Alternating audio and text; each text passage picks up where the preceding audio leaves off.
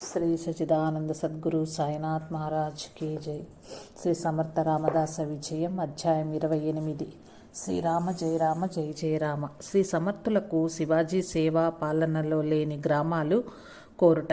శ్రీ నిత్యానంద యోగి శ్రీ సమర్థుల వారి లీలలను దర్శించి ఇట్లు చెప్పసాగాను. విద్యాసాగర, ఒకసారి శివాజీ మహారాజు గురుదేవుల గురించి విచారించగా వారు తీర్థాటనకై దక్షిణ దేశానికి వెళ్ళి వచ్చినట్లు తెలిసింది. శివాజీ మహారాజుకు శ్రీ సమర్థులను దర్శించాలని తీవ్రమైన ఆకాంక్ష కలిగింది. వారి వియోగమును తట్టుకొనలేనట్లు అనిపించసాగింది. రాజకార్యంలో ఎందు మనసు లగ్నమవుటలేదు. ఈ పరిస్థితుల్లో శివాజీ ఒకసారి కొల్హాపూర్కు పోయి మహాలక్ష్మిని సేవించుకొని గురుదర్శన ప్రాప్తి కలిగించమని వేడుకొని తిరిగి వచ్చి ఒక భటుని పిలిచి శ్రీ సమర్థుల వారు ఎక్కడైనా దగ్గరలో ఉన్నారా అని చాపల్ మఠంలో విచారించి రమ్మని పంపెను.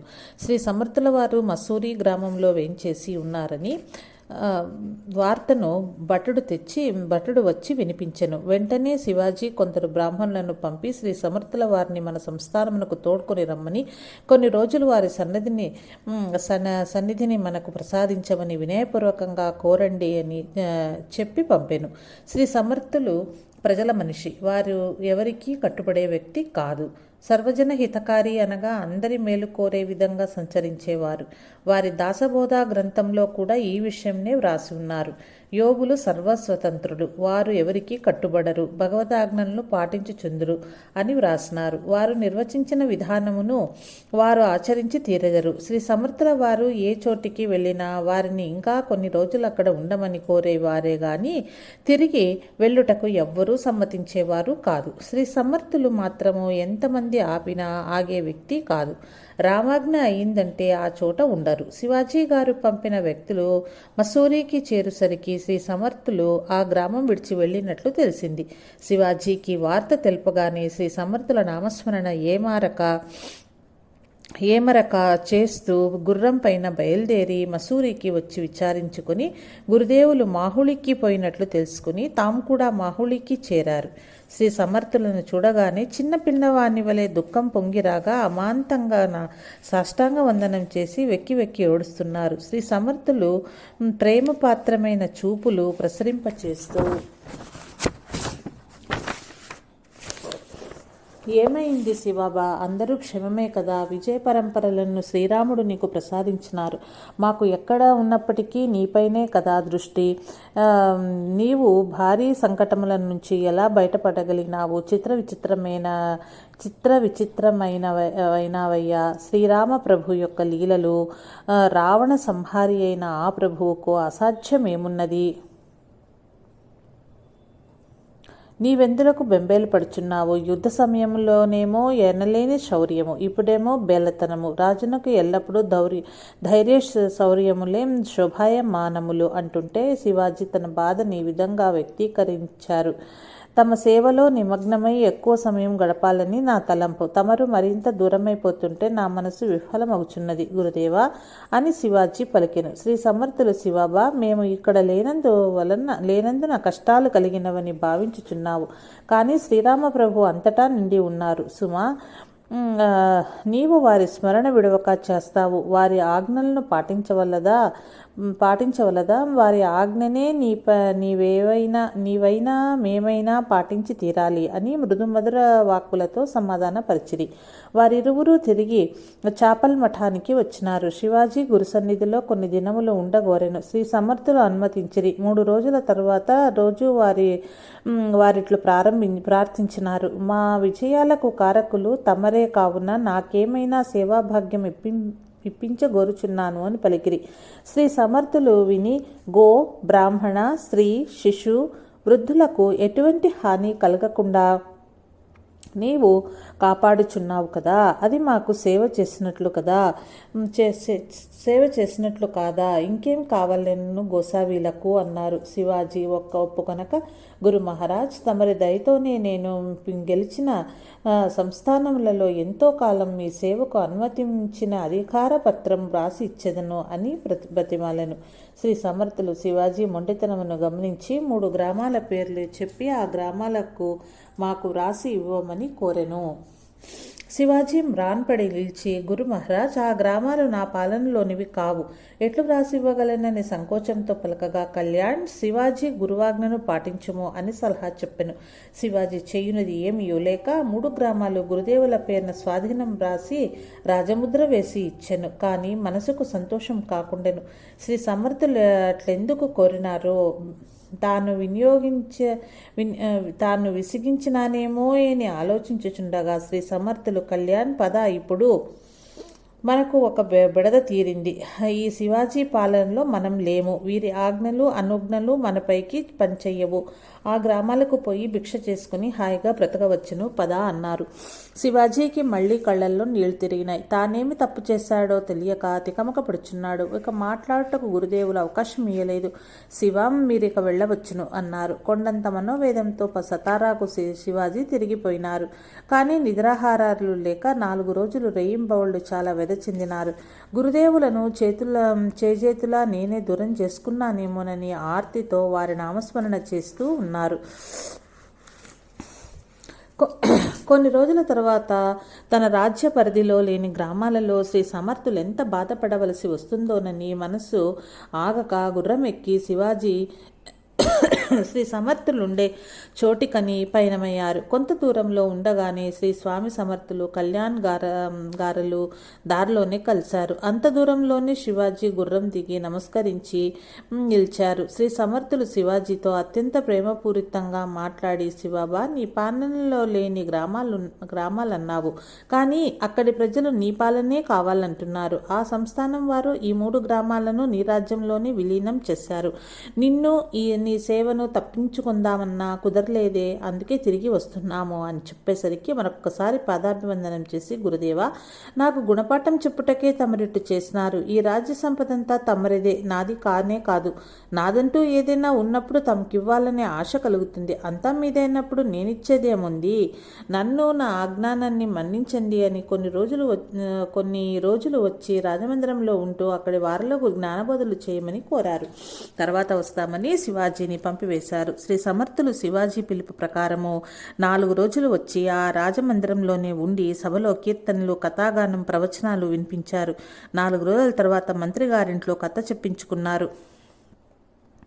శ్రీ సమర్థుల ఆ రోజున రాజా అంతఃపురం వెనుక వీధిలో భిక్షకై వెళ్లారు. వారి కంఠస్వరం శివాజీ గుర్తించి వెంటనే తన రాజ్యమంతటినీ గురువుకు ధారదత్తం చేస్తున్నట్లుగా కాగితం రాసి రాజముద్ర వేసి శ్రీ సమర్థుల జోలలో వేసి నమస్కారం చేశాడు. లోనికి రమ్మని ఆహ్వానించాడు. లోనికి వచ్చి పక్పకా నవ్వి, శ్రీ సమర్థులు, శివాబా, రాజ్యం నాకిచ్చి నీవేం చేద్దామనుకుంటున్నావు అన్నారు. తమ పాదసేవ చాలు స్వామి అన్నాడు శివాజీ. శ్రీ స్వామి, బాగున్నది, ఎవరు ఏ పని చేయవలనని ధర్మశాస్త్రం చెబుతున్నదో అదే చేయాలి అని ఆ కాగితాన్ని చించి వేశారు. అయినా శివాజీ, ఈ రాజ్యం నాది కాదు, మీదేనన్నాడు. శ్రీ సమర్థులు, సరే, నా ఆజ్ఞలు పాటించి రాజ్యం ఏలుము, సేవకునిగానే ఉండుము అని ఒప్పించారు. ఆనాటి నుంచి ఆ రాజ్య చిహ్నంగా కాషాయ రంగు జెండా స్థాపించాడు శివాజీ. గురు పాదుకలు సింహాసనంపై ఉంచి ఆ రాజ్యం గురు సామ్రాజ్యం అనే భావంతోనే పరిపాలన చేశాడని కూడా చరిత్ర చెబుతున్నది. మరికొన్ని రోజులు ఉండమని శివాజీ ప్రార్థించగా శ్రీరామాజ్ఞ ఎంతవరకే అని ఆ క్షణంలోనే అదృశ్యమైపోయారు. విద్యాసాగర, మహాత్ములు దైవాజ్ఞను పాటించుట తప్ప తాముగా సంకల్పించరు. సాధారణ వ్యక్తులు తమను తామే సంకల్పించుకుంటారు అని అది నెరవేరకుంటే తానొకటి తలిస్తే దైవం వేరొకటి తలిచిందనే నానుడి ప్రకారం వేదన పడతారు.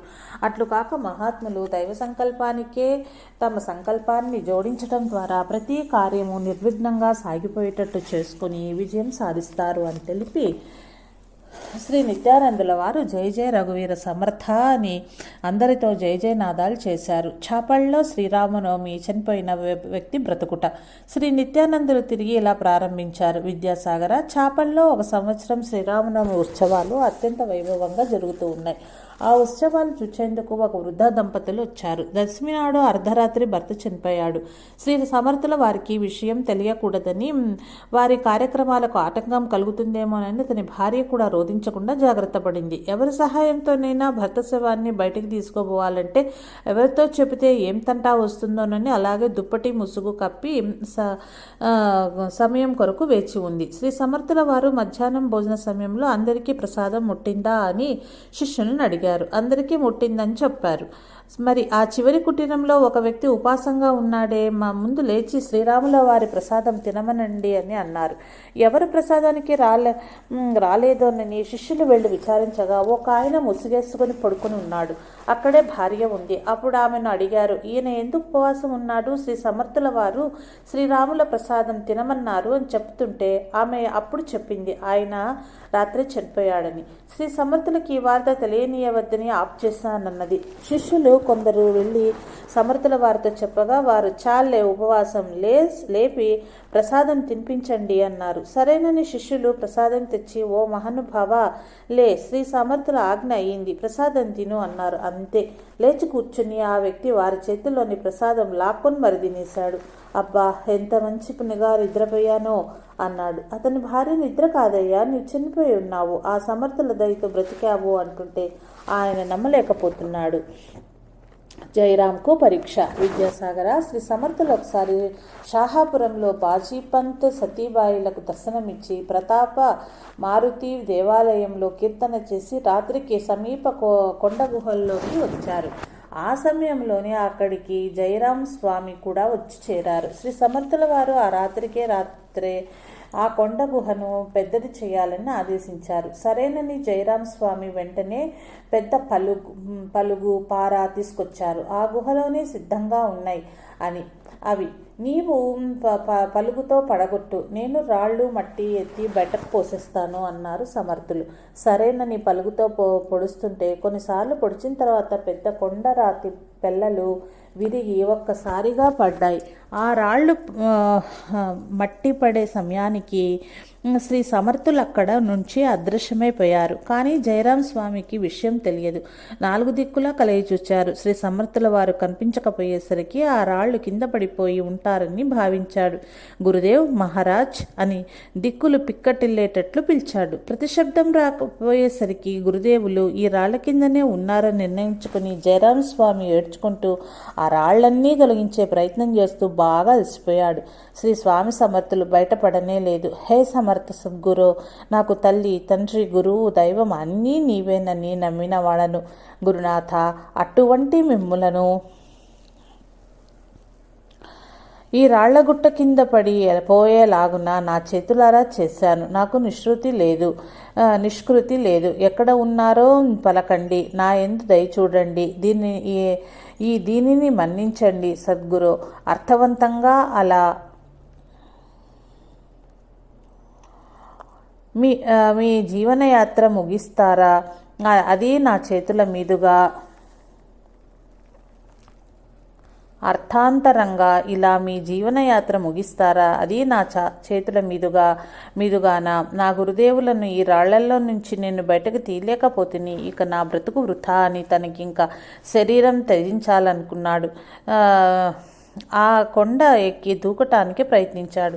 అంతలో ఆకాశవాణి, ఆగు, శ్రీ సమర్థుల వారు మారుతి మందిరంలో సురక్షితంగా ఉన్నారు అని చెప్పగా విని ఏడుస్తూ నిజమా కాదా అని సాహాపూరుకు వచ్చి మారుతి మందిరమునకు వస్తాడు. అక్కడ సమర్థులను దర్శించగానే దుఃఖం పొంగి పొర్లింది. వెక్కి వెక్కి ఏడుస్తూ పాదాలపైన పడ్డాడు. శ్రీ సమర్థుల వారు అతన్ని లేపి, జయరాం, శ్రీరామ్ ప్రభు సంకల్పం ఎలాగైతే అలాగే జరుగుతుంది. ఇంత మాత్రానికి నీవు ఇంత బెంబేలు పడి ప్రాణం వదులుతున్నావా అని మందలించారు.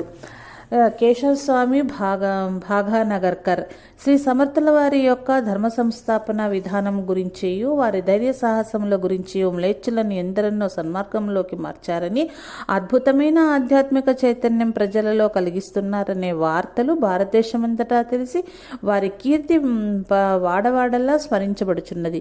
శ్రీ సమర్థులు తీర్థాటన సమయంలోనే ప్రజలలో ధైర్యము, బలము, సాహసము పెంపొందించాలని అనేక గ్రామాలలో హనుమాన్ మందిరాలు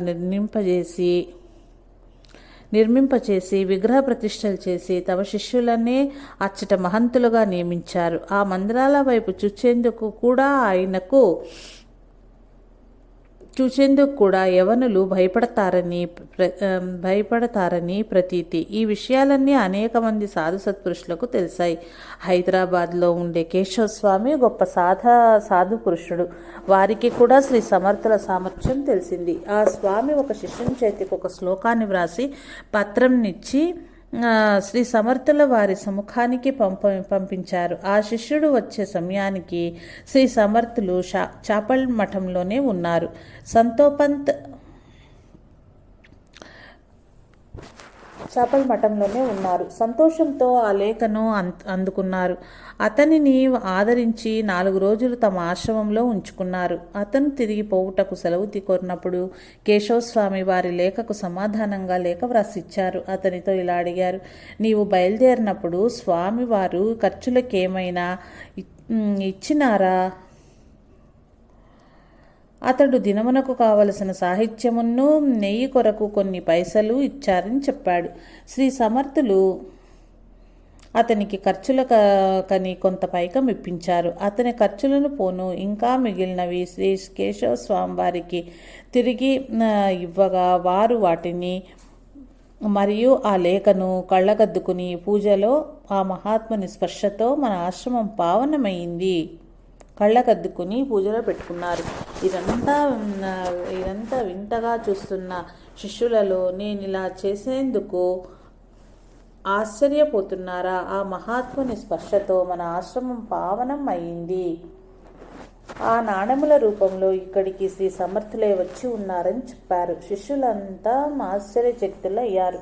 కొంతకాలం తర్వాత శ్రీ సమర్థులు భాగ్యనగరానికి వస్తున్నట్లు కేశవస్వామి వారికి మనసులో తోచింది. కేశవస్వామి వారు తన్మయులే ఎదురొచ్చారు. సాదర సత్కారాలు ఒకరికొకరు చేసుకున్నారు. ఇరువురు కలిసి మఠానికి రాగా అందరూ ఆశ్చర్యపోయారు. వారి ఇరువురు ఆధ్యాత్మిక ప్రసంగాలు చేస్తుంటే గంగా యమునల సంగమం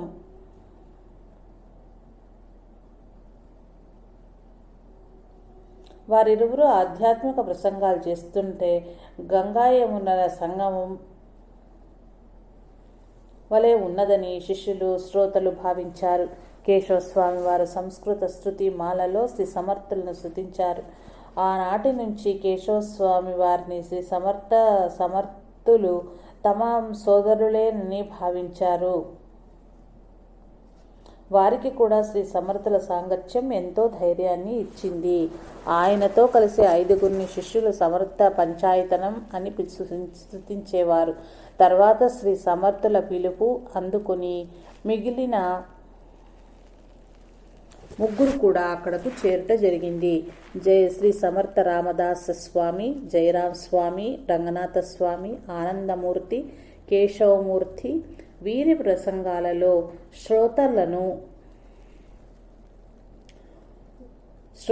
ఉర్రూతలాగించారు. కొంతకాలం అందరూ కలిసి ఆనందం పొందిన తరువాత వారి వారి స్వస్థానాలకు చేరుకున్నారు. జయ జయ రఘువీర సమర్థ, శ్రీరామ జయ రామ జయ జయ రామ, శ్రీ విద్యాసాగర, శ్రీ నిత్యానంద యోగి సంవాద రూపమున శ్రీ దత్తాత్రేయ సంప్రదాయ శిష్య పరంపరలోని శ్రీ శ్రీ స్వామి విఠలానంద మహారాజ్ విరచిత శ్రీ సమర్థ రామదాసు విజయంలోని 28వ అధ్యాయం సంపూర్ణం.